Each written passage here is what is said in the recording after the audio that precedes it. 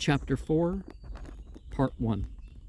The relationship between the Brahmanical and Zoroastrian religions.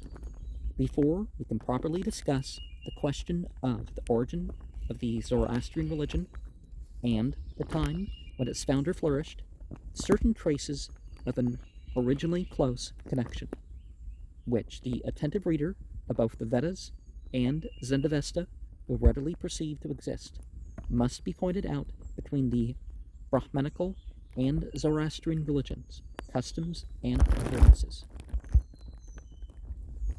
Section 1. Names of Divine Beings. The most striking feature in this respect is the use we find made in both the Vedas and Zendavesta of the names Deva and Asura, Ahura in the Avesta. Deva and in the whole Brahmanical literature, the name of the divine beings, the gods who are the objects of worship on the part of the Hindus to the present day. In the Zendavesta, from its earliest to its latest text, even in modern Persian literature, Deva, Persian Dev, is the general name of an evil spirit, a fiend, demon, or devil, who is inimical to all that comes from God and is good. In the Confession of Faith, as recited by Parsis to this day, the Zoroastrian religion is distinctly said to be V da Evo against the Devas, or opposed to them. See Yasna 12:1, page 173, we're on page 268. And one of their most sacred books is called V da Evo Data, now corrupted into the Vendadad.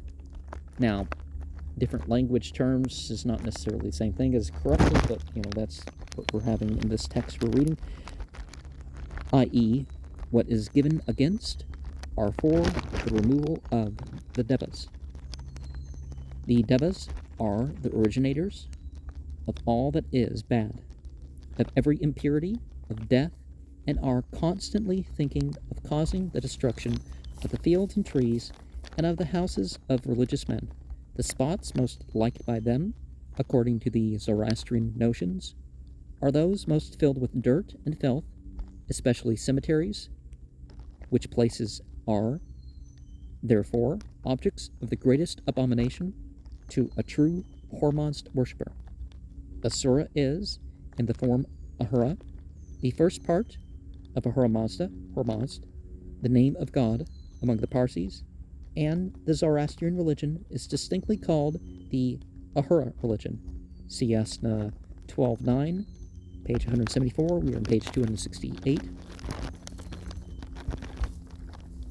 In strict opposition to the Deva religion, but among the Hindu, Asura has assumed a bad meaning and is applied to the bitterest enemies of their Devas, gods. Well, same thing as lightning or angel, really, in a monotheist context, with whom the Asuras are constantly waging war, and not always without success, as even Hindu legends acknowledge.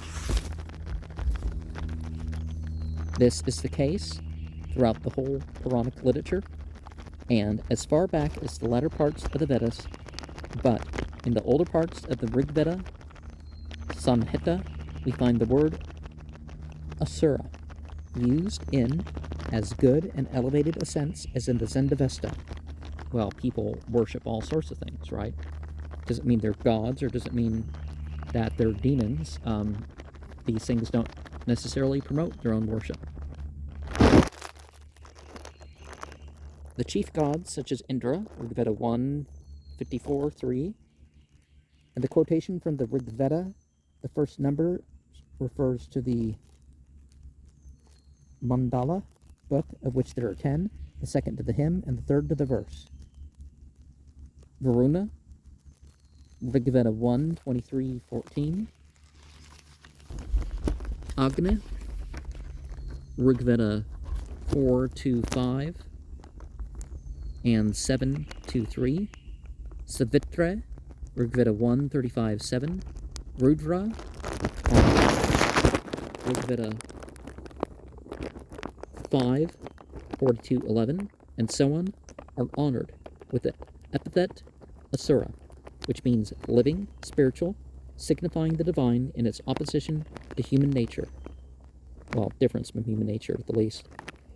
In the plural, it is even used now and then as a name for all the gods, as for instance in Rigveda 108.6.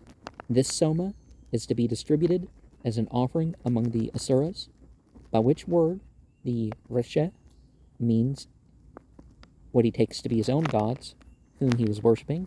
We often find one Asura particularly mentioned, who is called Asura of Heaven. Rigveda 5.41.3. Heaven itself is called by this name. Rigveda 131.1. Our Father who pours down the waters. Rigveda 5.83.6. Agni, who's treated as the fire god, but we can just leave out the God part of this if we want. And born out of his womb, Rigveda 3.29.14, his sons support heaven. In a bad sense, we find Asura only twice in the older parts of the Rigveda, 2.32.4 and 7.99.5, in which passages the defeat of the sons or men of the Asura is ordered or spoken of. We find the word more frequently in this sense in the last book of the Rigveda, which is only an appendix to the whole, made in latter times, and in the Atharvaveda, where the Rishis are said to have frustrated the tricks of the Asuras, 4.23.5, and to have the power of putting them down, 6.7.2. In the Brahmanas, or sacrificial books, belonging to each of the Vedas, we find the Devas always fighting with the Asuras. In the Puranas, the Asuras are fighting not with the Devas, but with the Suras. The latter word is a mere fiction of latter times and not to be found in the Vedas. A false etymology has called this new class of gods into existence. The bad sense attached to Asura was thought to lie in the negative prefix a, and therefore their opponents should appear without it, in the form of Sura. Well, if it's put in the language, the idea that it's a fictional word, it's their religion, it's their talking about life, you know. The latter are the constant enemies of the Hindu gods. Well, the Hindus take as gods, and always make attacks upon the sacrifices offered by devotees. To defeat them all, the craft and cunning of the Devas were required, and the means of checking them was generally found in the new sacrificial rite. Thus the Asuras are said to have given rise to a good many sacrificial customs. In this way, they largely contributed towards making the Brahmanical sacrifices so complicated and full of particular rites and ceremonies. To give the reader an idea of the way in which the battles between the Devas and Asuras are said to have been fought, a translation of the passage taken from the Tareya Brahmana 123 of the Rigveda is here given. And before we get into that, an edition and translation of the whole work in 2 volumes was published by the author in 1863, giving full information regarding the Brahmanical sacrifices, which were previously little known to European Sanskrit scholars, as it is scarcely possible to obtain a knowledge of them without oral information from professional sacrificial priests. But they are too essential a part of the Vedic religion, now chiefly preserved by the so-called Agnihotras, to be overlooked by those who are inquiring into the Brahmanical religion and history.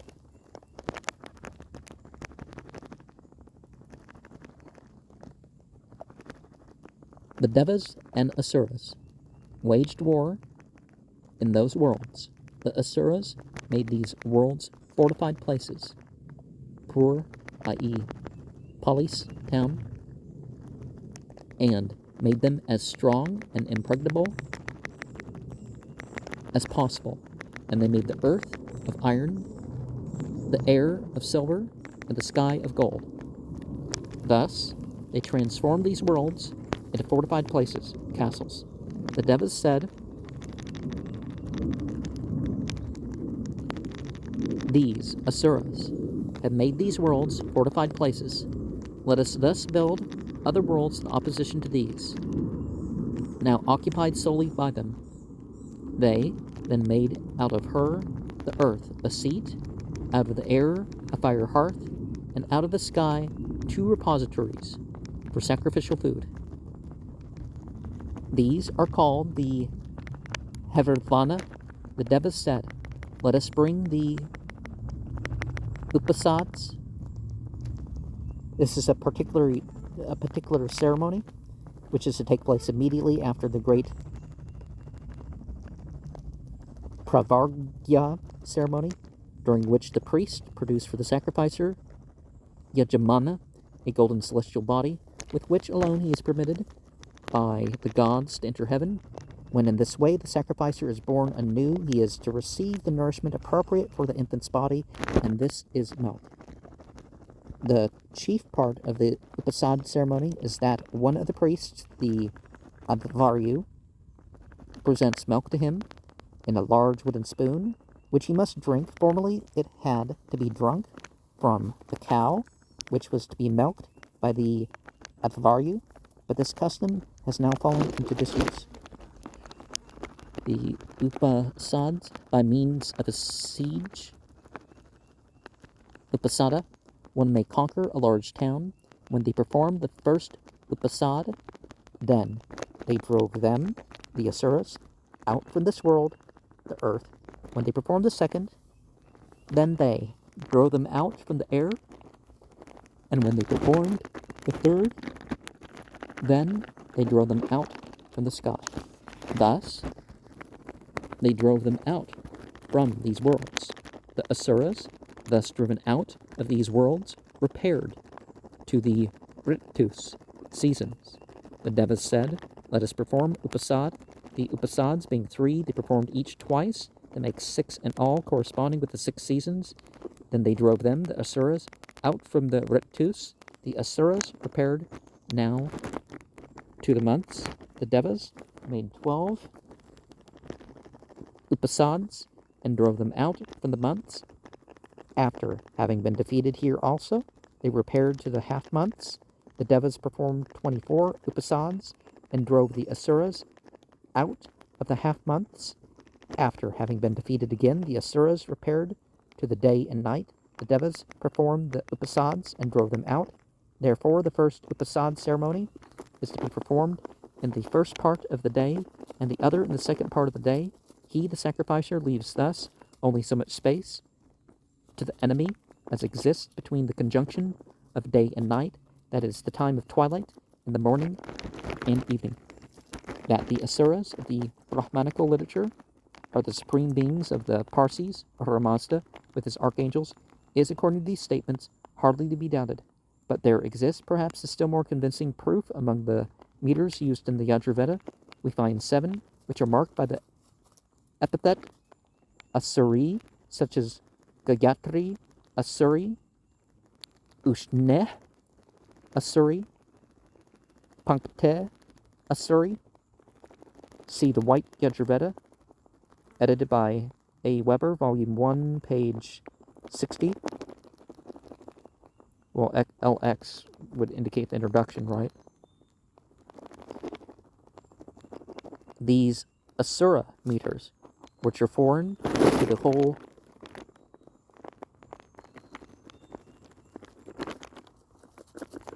Rigveda, are actually to be found in the Gatha literature of the Zendavesta, which professedly exhibits the doctrines of the Asura. Oh, the Ahura Asura religion. Well, by Ahura they mean Devi, and Asura they would mean Devas. Ahura would be the Devi.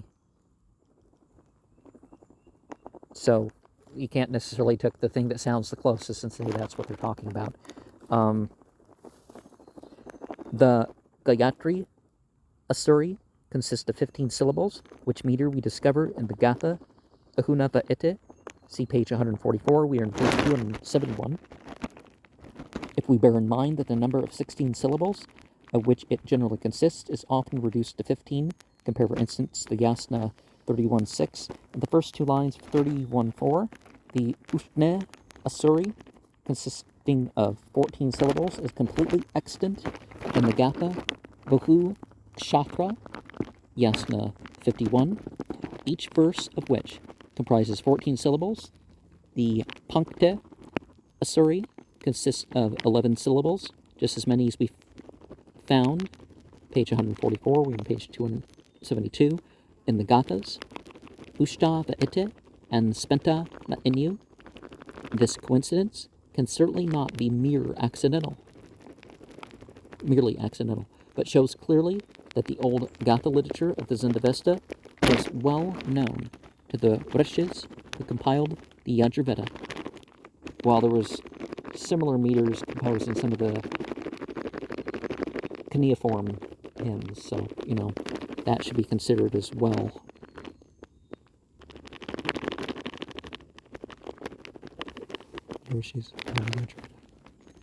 Of great importance for showing the original close relationship between the Brahmanical and Parsi religions is the fact that several of the Indian gods are actually mentioned by name in the Zendavesta, some as demons, others as angels.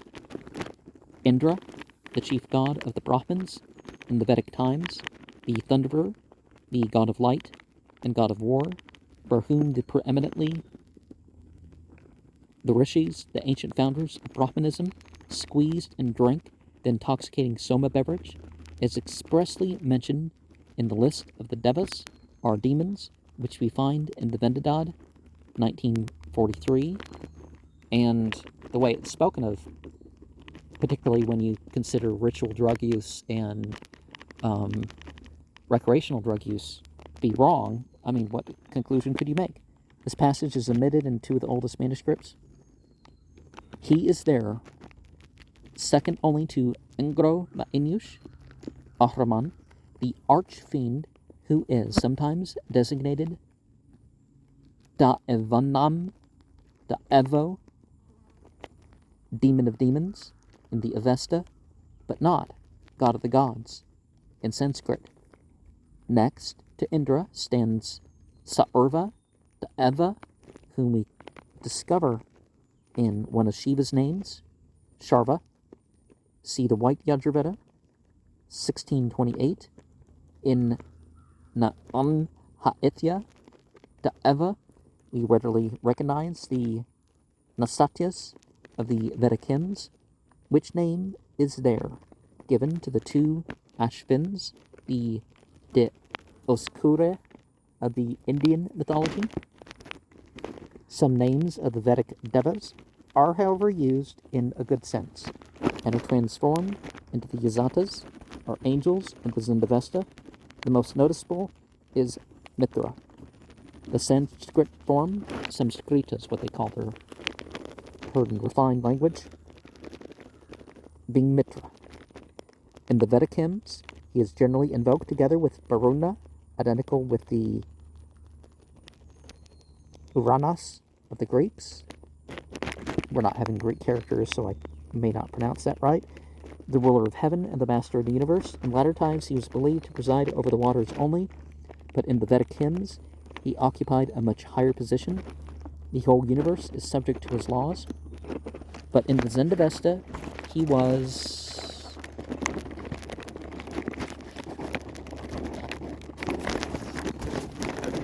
everywhere separated from his ancient companion. However, there is one hymn in the Rigveda, 359, Mitro Janan Ya Tagate, in which Mitra alone, as the sun, is addressed in the following way. Mitra calls men to their work. Mitra is preserving earth and heaven. Mitra looks upon the nations, always without shutting his eyes. To Mitra bring the offering with ghee, the clarified butter. O Mitra, that man who troubles himself to keep thy order, rule, O son of eternity, Aditya, shall have abundance. He, protected by thee, shall neither be slain nor defeated. No distress befalls him, neither from near nor from far. In comparing these verses with the extracts given above from the Mihir Yasht, one may easily be convinced of the complete identity of the Vedic Mitra and the Persian Mitra. Another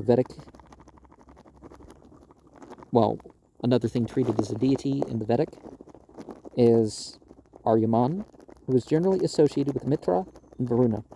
Rigveda 1, 136-2, is at once recognized in the angel Yaman of the Zendavesta. Aryaman has, in both scriptures, a double meaning: a friend, associate. In the Gathas, it chiefly means a client.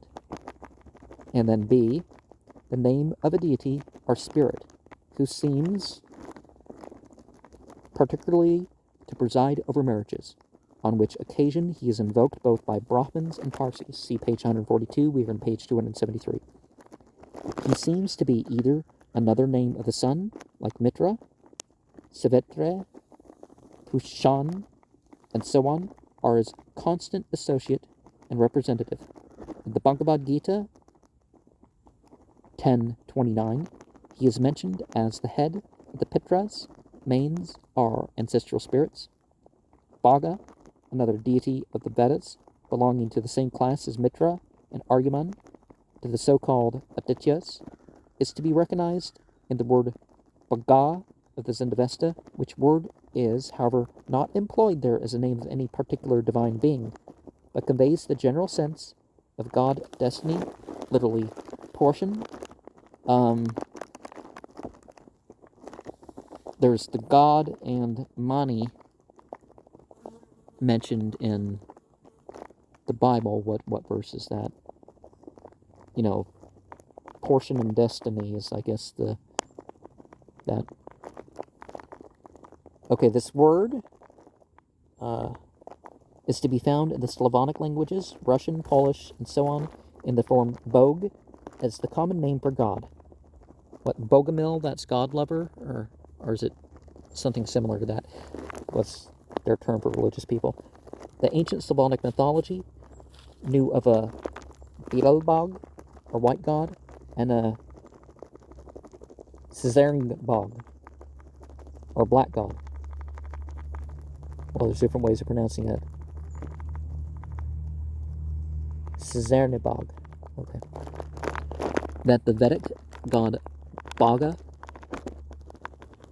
compare the adjective Bhago, Bhakta, ordained by fate, which is found in both the Veda and the Zendavesta, was believed to be a deity presiding over the destiny and fortune of men, may be clearly seen from some passages in the Rig Veda, of which the Rig Veda 7:41-2 is here quoted.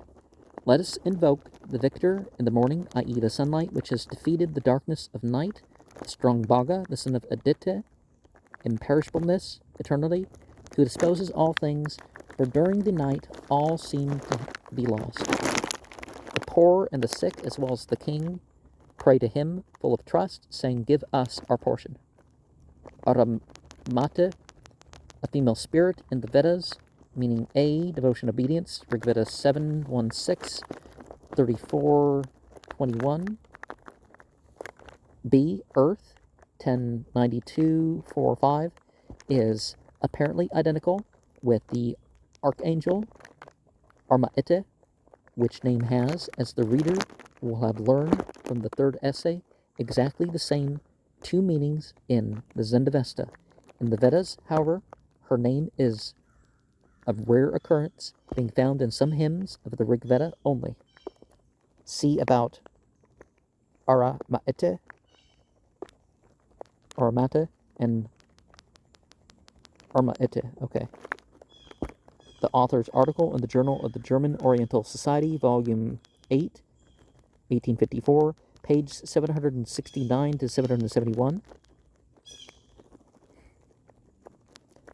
She is called a virgin who comes with butter offerings in the morning and evening to Agni, Rigveda 7:16, a celestial woman, Gna, see page 170, we're on page 274, who is brought by Agni, Rigveda 5:43-6,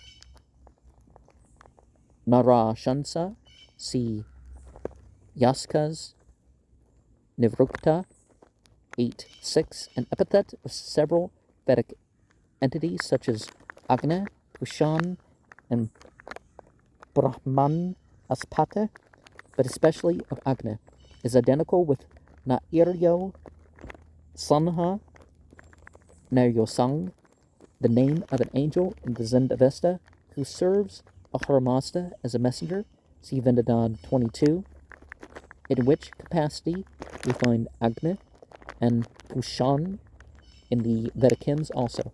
The word means one praised by men, i.e. renowned. The Vedic entity, and see, just because we're using, it really should leave it up to the author whether you consider this as a deity or a god or whatever, but, the Vedic entity Vayu, wind especially, the morning wind, who first drinks the soma at the morning sacrifice, is to be recognized in the spirit Vayu of the Zendavesta, who is supposed to be roaming everywhere. See the Ramyash above, page 214, we are on page 275. He is the only Vedic entity who is mentioned by name, Vayu, in the Gathas, Yasna 53:6, but of course not called Deva, which word has always a bad meaning in the Zendavesta. Vritraha, killer of Vritra, a demon, one of the most frequent epithets of Indra in the Vedic books, is to be recognized in the angel Varethragna Befram, see the Befram Yasht above, page 213, we're on page 275. It looks rather strange at the first glance that we should find one and the same Vedic entity, Indra, with his proper name, Indra, entered in the list of demons, and with his epithet, Vitraha, worshipped as a very high angel.